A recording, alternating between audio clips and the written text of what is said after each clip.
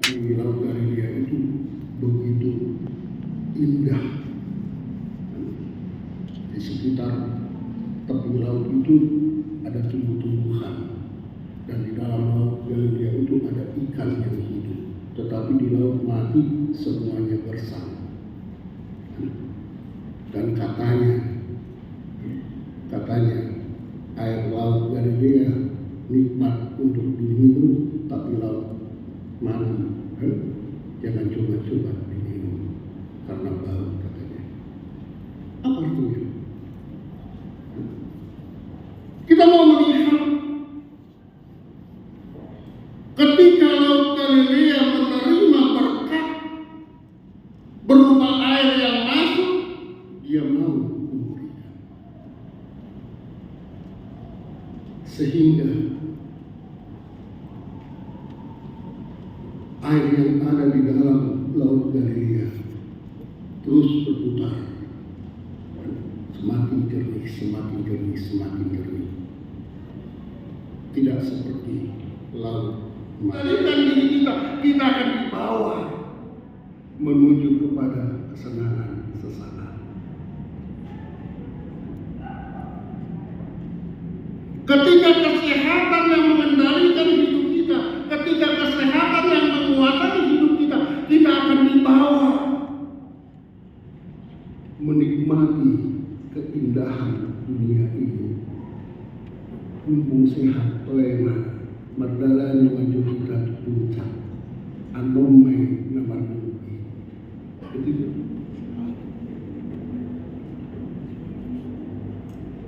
Ketika kesempatan menguasai kita, ketika kesempatan mengendalikan kita, maka kesempatan itu akan membawa kita meraup segala sesuatu untuk kebutuhan diri sendiri. Tendang sana, tendang sini, sikut sana, sikut sini, karena hartanya di bawah kuasa dan kendalinya. Bukan menjadi harta yang menguasai dan mengendalikan dirinya.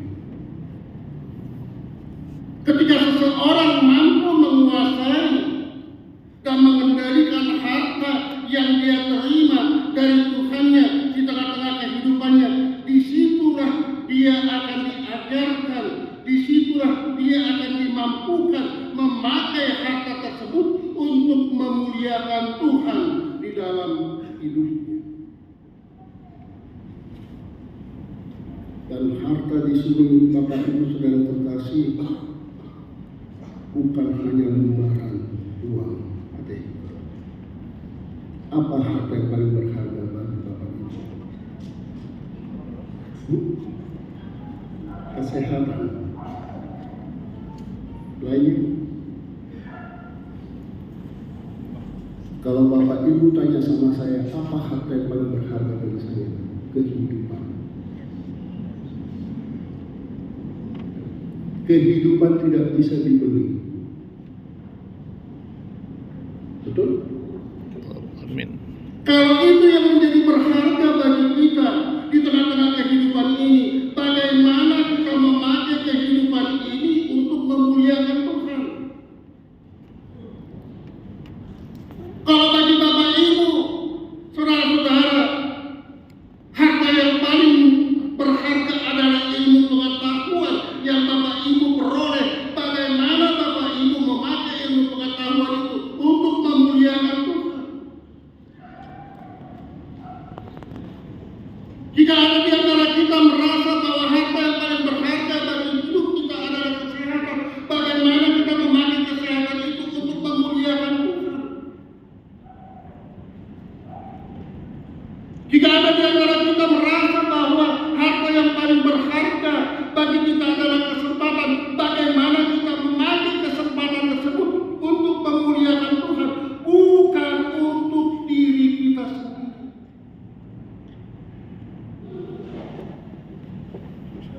Ketika seseorang mampu menguasai, mampu mengendalikan harta yang berharga dalam hidupnya, maka disitulah dia menunjukkan bahwa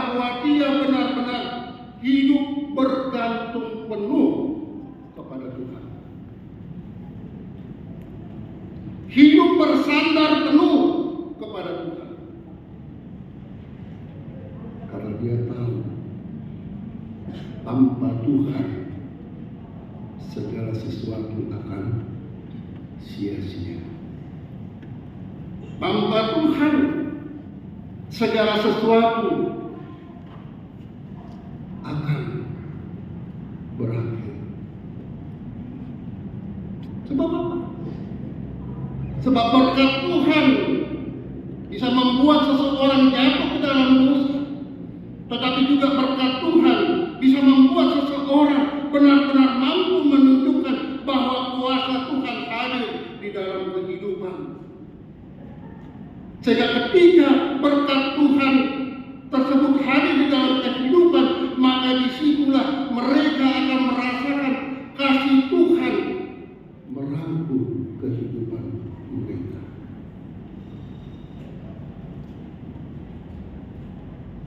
Pernah di satu saat saya menerima berkat Tuhan di Dokmajo berupa uang 100.000.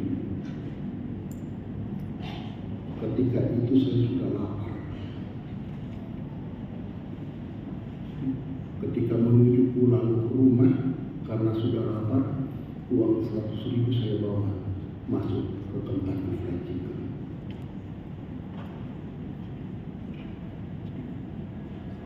Cukup 100.000? Cukup ya? Kenyang? Kenyang. Tiba di rumah, anak-anak menunggu. Pak, bawa apa? Kami sudah lapar. Apakah berkat yang saya terima dari Tuhan itu bisa memberikan kebahagiaan bagi keluarga? Tidak. Karena ketika saya memakai berkat Tuhan itu tanpa mengandalkan hikmat Tuhan, maka itu hanya untuk menyenangkan hati. Itu satu contoh. Lalu ada teman saya, dia cerita, Pak Pendeta, saya terima berkat. Terus berapa? 100.000. Terus saya pergi ke pasar, terus saya belikan 2 ekor ayam. Saya bawa pulang ke rumah. Saya suruh istri memasak di rumah. Wah, 5 anak saya semua bergembira. Bahkan saya bisa memberikan kepada tetangga. Kira-kira berkat yang mana yang diinginkan oleh Tuhan? Berkat yang saya bawa ke Kentucky kah? Atau berkat yang dibelikan 2 ekor ayam untuk dinikmati bersama-sama? Firman Tuhan mengajarkan diberkati untuk memberkati. Ketika keluarga teman saya, ketika tetangga teman saya menikmati berkat yang diterima oleh teman saya sudah memberkati orang lain. Dan disitulah dia mau menunjukkan bahwa kehidupannya bergantung penuh kepada Tuhan. Dia yakin dan percaya ada jaminan kecukupan yang dijanjikan Tuhan kepada dia yang sungguh-sungguh berharap kepada dia. Amsal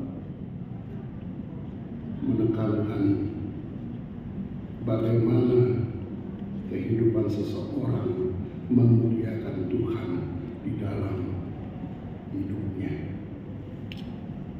Yang kedua yang mau kita lihat, Bapak Ibu Saudara terkasih, kata memuliakan Tuhan di sini bukanlah kalimat pasif.